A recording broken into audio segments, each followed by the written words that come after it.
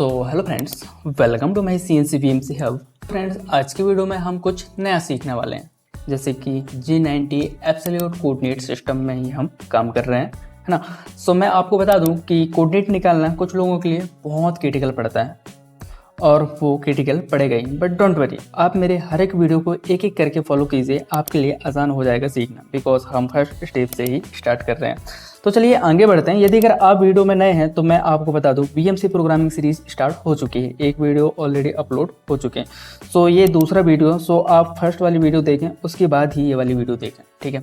आप video bye video एक एक करके फॉलो करें, अगर आप जंप करोगे तो आपको समझ में नहीं आएगा। चलिए वीडियो को स्टार्ट करते हैं। यहाँ पर मैं जैसे कि यहाँ पर एक ड्राइंग ड्रॉ किया हूँ, ठीक। ड्राइंग पर हम डायमेंशनिंग भी करेंगे और साथ ही साथ कोऑर्डिनेट भी निकालेंगे, ठीक है। कोऑर्डिनेट निकालेंगे तो यहाँ पर मैं डायमेंशनिंग भी करूँगा, किस तरीके से यहाँ पर हम कोऑर्डिनेट निकाल पा रहे हैं, ठीक है। आप वीडियो पर बनी रहिए। जब हमें ड्राइंग मिलता है तो ड्राइंग में हम सबसे पहले देखते हैं रेफरेंस पॉइंट कैसे बनाया गया है। रेफरेंस पॉइंट के अकॉर्डिंग ही हम मशीनिंग करते हैं, ताकि मशीनिंग के बाद जितनी भी डायमेंशन दिया हुआ है रेफरेंस पॉइंट से, वो डायमेंशन आना चाहिए विद टॉलरेंस के साथ, ओके। तो जैसे कि हमने यहाँ पर 0.0 जो है रेफरेंस पॉइंट बना कर रखे हैं, इसके मतलब ये है कि हमारा जो कंपोनेंट है वो फर्स्ट क्वाड्रेंट में, ये हुआ वाई एक्सिस और ये हुआ एक्स एक्सिस, और ये वाले कॉर्नर को हमने रेफरेंस पॉइंट बना दिए। इसका मतलब ये है कि कंपोनेंट जो है वो फर्स्ट क्वाड्रेंट में, ओके। जैसे कि हम क्वाड्रेंट पर ऑलरेडी हम बात कर चुके हैं, फर्स्ट, सेकेंड, थर्ड, फोर्थ, अच्छी तरीके से मैं आपको एक्सप्लेन किया हूँ, ठीक है।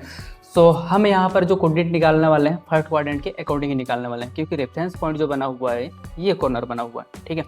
मशीनिंग करने के लिए जब हम प्रोग्राम क्रिएट करेंगे तो 0.0 का जो कोऑर्डिनेट निकलेगा x0.0 y0.0, बिकॉज यही रहेगा टूल का स्टार्टिंग पॉइंट।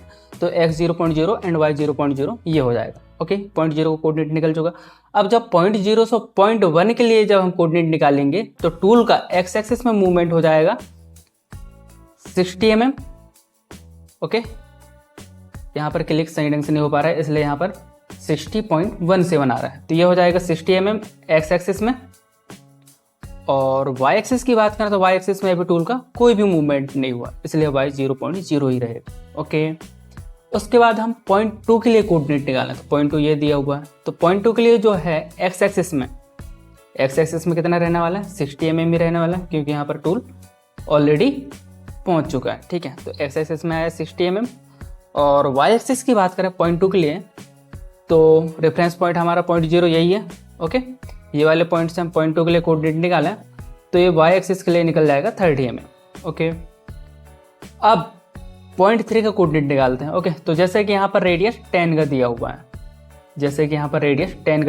और ऑलरेडी हम 30 mm तक के आ चुके हैं, तो 10 mm और ऐड कर देंगे तो 0.3 का जो कोऑर्डिनेट निकलेगा वाई एक्सिस की बात करें तो 40 mm, ये निकल गया 40 mm। 40 mm क्यों निकला, क्योंकि यहाँ पर जो दिया हुआ है रेडियस 10 mm दिया हुआ है, इसलिए 40 mm आ गया वाई एक्सिस में। और एक्स एक्सिस की बात करें तो फिर से रेफरेंस पॉइंट हम 0.0 से लेने वाले हैं, ओके। तो 0.3 के लिए एक्स एक्सिस में जो मूवमेंट हो जाएगा 50 mm, ओके। तो ये निकला 50 mm। एक्स एक्सिस का क्या निकला 50 mm और वाई एक्सिस का क्या निकला 40 mm, ओके। वहीं हम 0.4 के लिए कोऑर्डिनेट निकालें तो 0.4 के लिए जैसे कि एक्स एक्सिस की बात करें तो एक्स एक्सिस में कोई भी मूवमेंट नहीं होगा, इसलिए x 0.0 आया।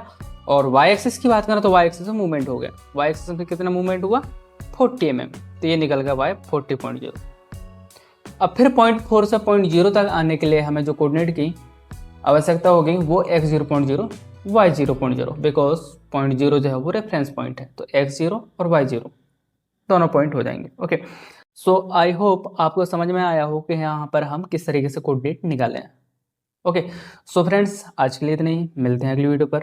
अब जो है कंपोनेंट को हम सेकेंड क्वाड्रेंट में प्लेस करके कोऑर्डिनेट निकालने वाले हैं नेक्स्ट वीडियो में, ओके।